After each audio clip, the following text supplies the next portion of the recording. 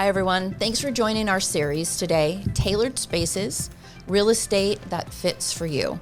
I'm Amy Crow, and we specialize in helping our clients through the process of downsizing. And while you may not be downsizing today, you will be at some point. And one of the most important factors of buying a home is financing. So today I've invited Dan Keller to join us for a conversation about what that looks like. Dan is one of the top mortgage loan officers in our market and in the top 1% in America. And he's here today to share with us his skills and his knowledge of 18 years experience in working with people that have been downsizing. Dan, thank you so much for joining us. Yeah, Amy, this is going to be fun. And I'll tell you, if I were sitting here talking with you 15 or 16 years ago, I would not be equipped to have this conversation. This is a conversation today that over 18 years as a mortgage professional, one, I've learned to really understand what someone downsizing is going through, both emotionally, personally, financially, and obviously as a mortgage professional, I deal with the financial aspect of it. But you hit it right on the head before we got started today. Whether you're listening to this right now and you're pre-retirement or you're in the retirement phase right now, all of us are going to be there one day, Amy. Indeed. And so in the last, I would say 5 to 7 years of my mortgage career, I've seen a lot of clients that I've helped over the years. We all age. That's the one thing. We're all going to age and time doesn't stop for anyone. So I have seen a lot of clients and I stay in really good communication with them where they're having retirement parties. I'm getting invited to retirement parties, or I'm doing an annual mortgage review and we're having that conversation. Dan, in 3 or 4 years, I'll be retiring. What should we be doing right now? So today's conversation is going to be really great. I think you hit it right on the head as well. When you as a real estate professional are sitting down with a client that is looking to downsize or is planning to downsize in the near future, getting your financials in order is so important. Your mortgage, your income, your assets in the bank. And so specifically today, we're going to be talking about the mortgage part of this. Absolutely. And one thing I want to clarify is people really downsizing. What does that look like?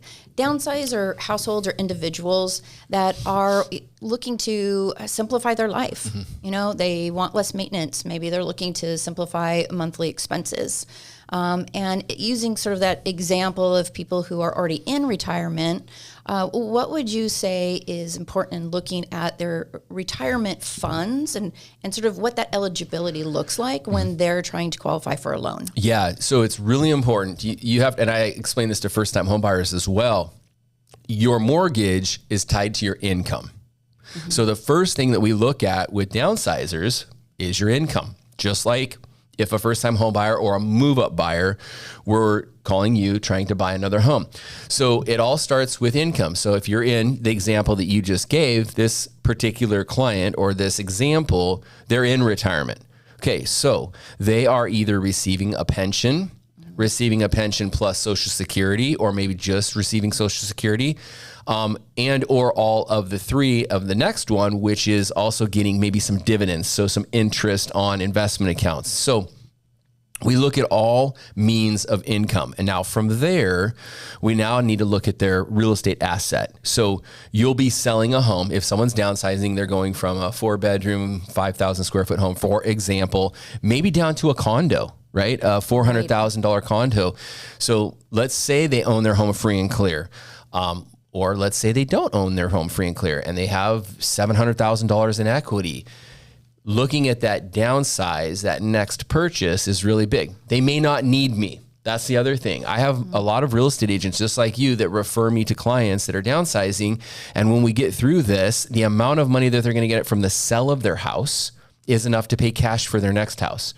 Sometimes now, our next videos in your series, I know this because I'm friends with you and I've helped you kind of work through this. We're going to be talking to estate planners. We're going to be talking to financial planners. So we get the mortgage aspect out of the way up front in the event they need me. Mm-hmm. But if they don't need me, now that's a conversation with the financial planner, the estate planner, and you on next steps. Absolutely. And I think it shows that you really need to work with a team of people, which is what we're always promoting. You know, the agent doesn't do it all. You need to build the right team. And the Gladwell Crow Group is bringing that team together, which is why we have, local experts in our area to talk to about this today. Mm-hmm.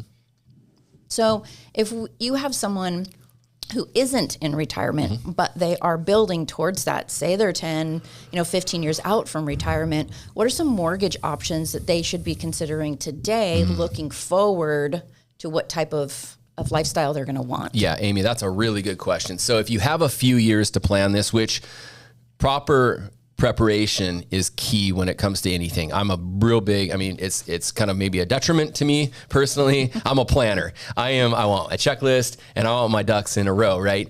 So I think when it comes to retirement, when it comes to making estate planning decisions, I think it should be addressed in your 40s. It should be addressed in your 50s with your financial planner, with your estate planner. So I'd like to hit pause on your question real quick and say, hey, if you're in your 40s, and you're not meeting with your financial planner once or twice a year or more. I'm in my 40s and I meet with my financial planner multiple times a year. All right. Okay. I have an estate plan. I have a will.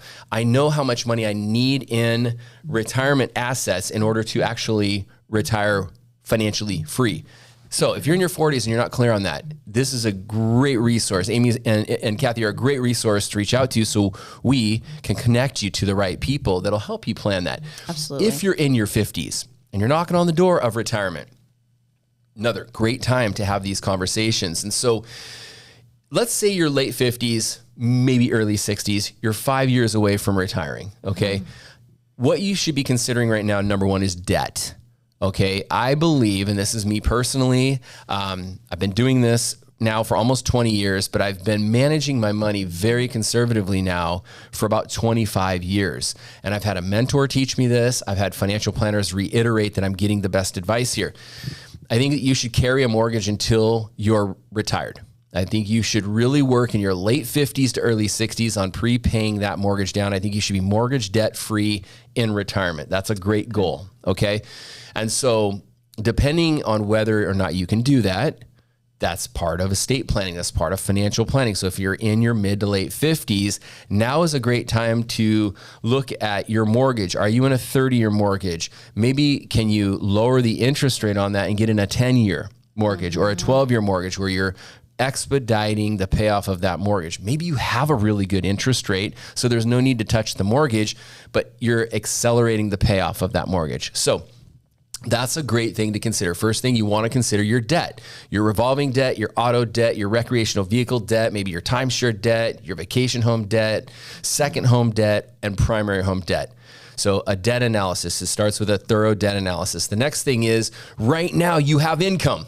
You have good income. You have more income than you're probably going to have when you go into retirement years, exactly. Right? Yes. So this is a good time to sit down with you and talk about the real estate market, your home equity situation, sitting down with me and getting approved for maybe your next purchase, right? Exactly. So, or maybe again, you don't need me because you have enough equity in your home as you downsize. So looking at debt, now looking at mortgage approval or income to make a decision while you actually have that ability, access to that ability is great.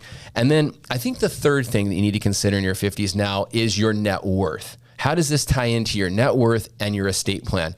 And I don't want to spoil this for you because the next 2 or 3 videos are going to be on that, but that's kind of, if I were to say, hey, these are the next few things you need to do pre-retirement, that would be it. Well, and talking about that, pre-retirement, where can someone start and what can they do if they want to invest in real estate for their retirement? So perhaps they're not downsizing right now, but they're looking forward to that downsizing and they want to invest. And so you're in your, as you said, you're in your 50s, you're making the most income you're going to make. What does that look like to buy an investment home? Whether it's a condo that you might want to then move into. We're seeing a lot of clients do this right now because, Amy, you know this more than anyone, and I do too. Home values are not going to go down, and they're certainly not going down. So if you know that in 7 years, you're going to be downsizing to a certain city and a certain community, certain type of property, this would be a great time to go and maybe look at buying that home and then maybe turning it into a rental or a short-term rental or a second home, okay, for you to visit in the interim. Yeah. You can always go and renovate a home. You can put renters in there for 5 to 7 years until you're in that retirement phase. But what you're doing it's a smart move because you're locking in 2024 home values versus paying for 2035's home values. Right. That's a great idea. And it's a great strategy that a lot of our downsizers are actually deploying right now. Excellent. Well, thank you so much, everyone, for joining us today. Really want to thank Dan for your skills, your knowledge that you bring to, I think, this really special time in life for people. You know, it can be kind of scary. I think personally I have that experience with my own family and what that has looked like. And there's so much that goes into it, way beyond finance, which is, you know, why Dan said we're bringing this series to you to sort of take all steps into that. If I can talk to you further about any of the conversations we had today, please reach out. If you know someone that this would benefit, please share it. And stay tuned for our next topic, which is estate planning.